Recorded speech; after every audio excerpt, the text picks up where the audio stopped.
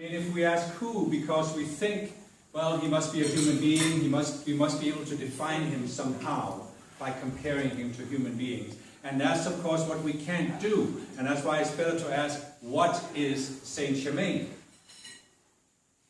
Can we even define him? Can we even put words on it? No, we can't.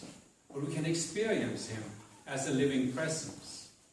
And I think that you have probably all experienced Saint Germain in one form or another. I know I have.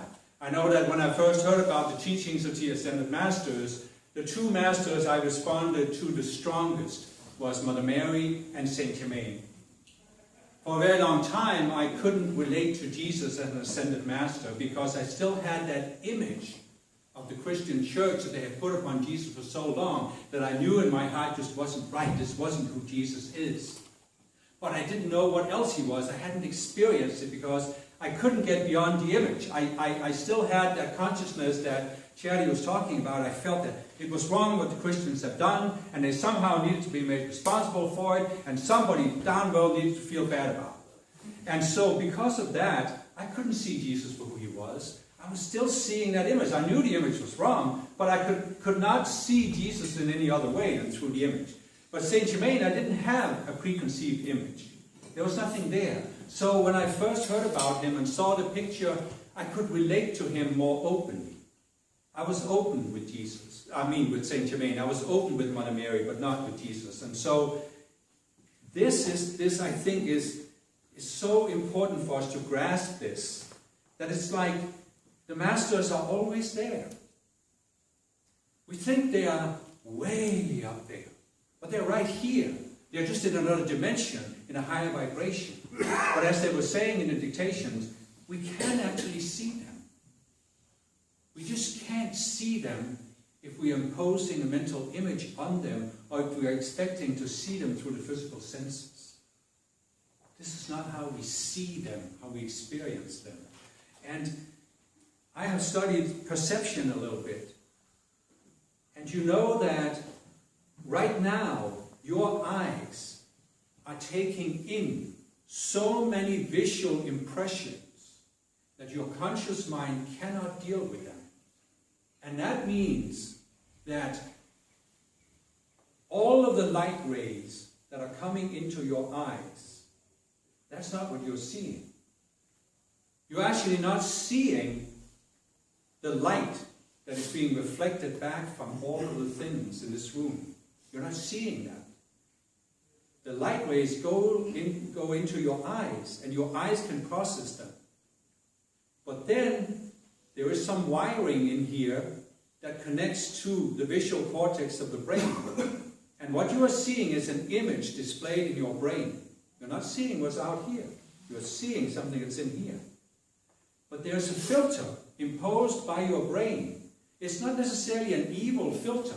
It's just to avoid overwhelming your conscious mind with all of the stuff that's coming at you constantly.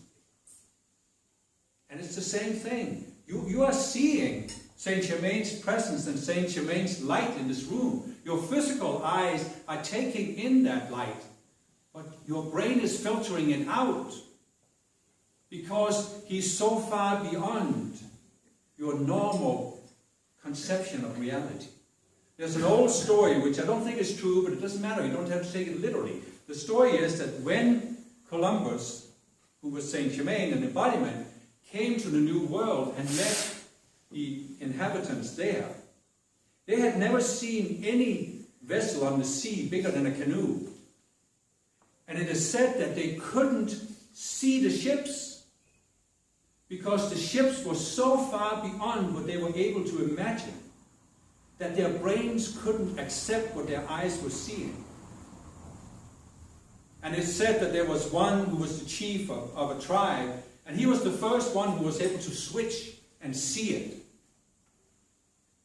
And then the others could see it as well. And that ties in with the old fairy tale by Hans Christian Andersen, who was from Denmark like me. That's why I heard it when I was a little child, of the Emperor's New Clothes. People couldn't see that he was standing there stark naked in front of them because their brains refused to acknowledge what their eyes were seeing.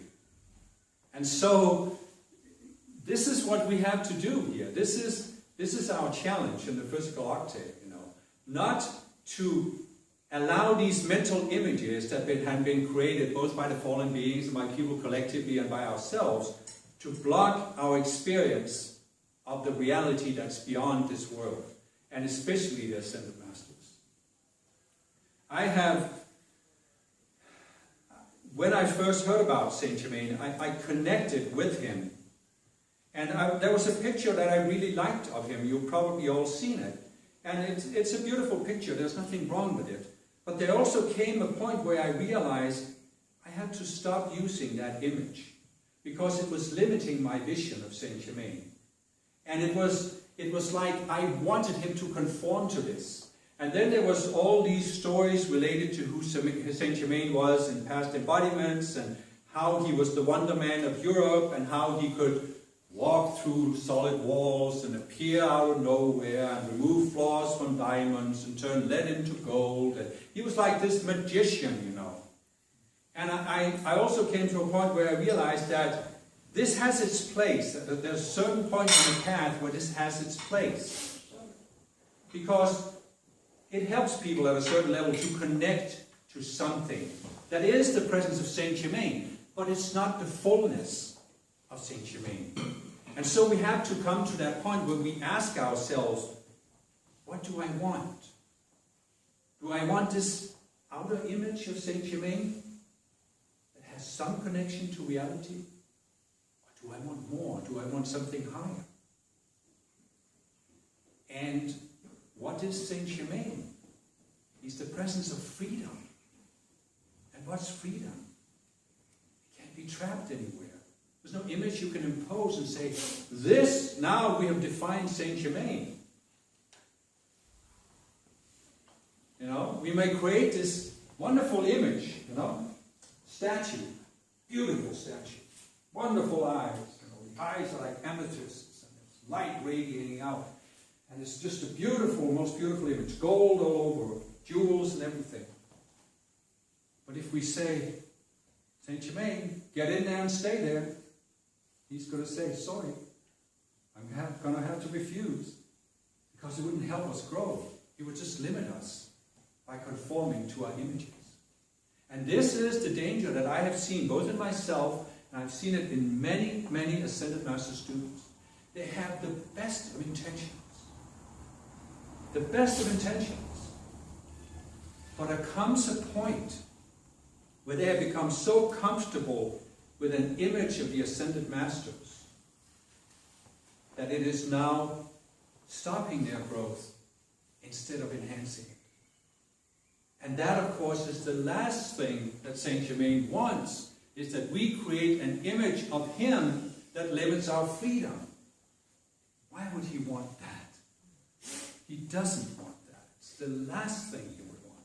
And so I think that if we really love Saint Germain, if we really honor his presence, we have to do what they were told to do in biblical times.